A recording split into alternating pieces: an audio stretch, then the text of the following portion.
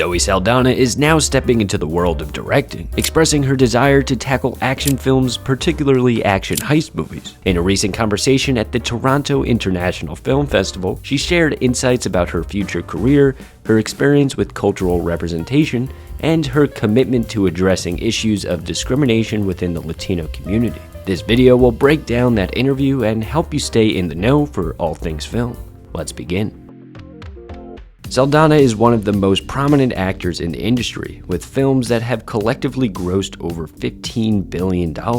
However, despite this success, she considers herself a late bloomer, feeling that she's truly hitting her stride now at the age of 46. She explained how James Cameron's innovative work on Avatar changed her perception of acting and performance capture technology, allowing her to embrace a new kind of storytelling. This high-tech approach enabled her to break free from traditional acting methods and embrace a more transformative performance style. While Saldana has become an integral part of iconic franchises, she's eager to shift gears into directing, particularly action films. Inspired by the intensity of crime dramas like The Equalizer and action heist films like Heat, which Saldana says she watches annually to study its construction, Saldana feels drawn to the challenge of directing fast-paced, high-stakes stories. "I've never seen a woman direct James Bond," she said, revealing her ambition to bring a fresh female perspective to the male-dominated action genre, and maybe a possibility for her in the future. Her entry into directing might just shake up the action film landscape.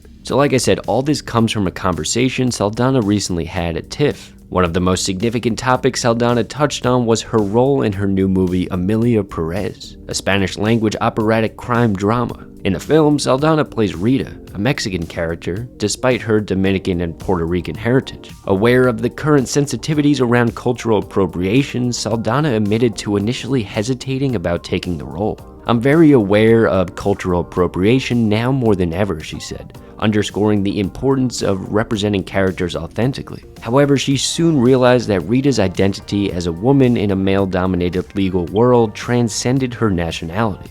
With the full support of the director, Saldana worked to authentically portray Rita as a black woman navigating life in Mexico City, tackling themes of invisibility and discrimination. Netflix landed distribution rights to Emilia Perez and will give the film a limited theatrical release in the US and Canada on November 1st, before streaming starts November 13th.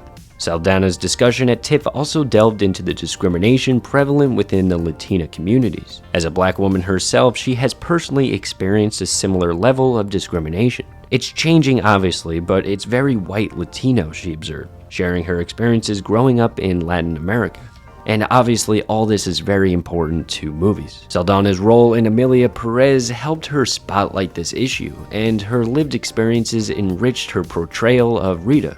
Now, Saldana's future holds exciting possibilities. Beyond her aspirations as a director, she has more Avatar sequels lined up, with release dates extending into 2031.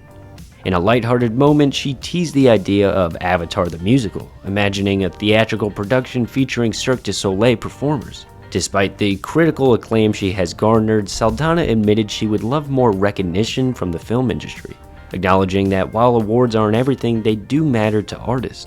And Saldana says that she herself is not above wanting some of that love. "I wish I was very confident and told you that I don't need your approval. I don't need your acknowledgement," she said. "But the artist does. And you know, it's not the accolades that we need. We just need to share what we do because we can't do anything else."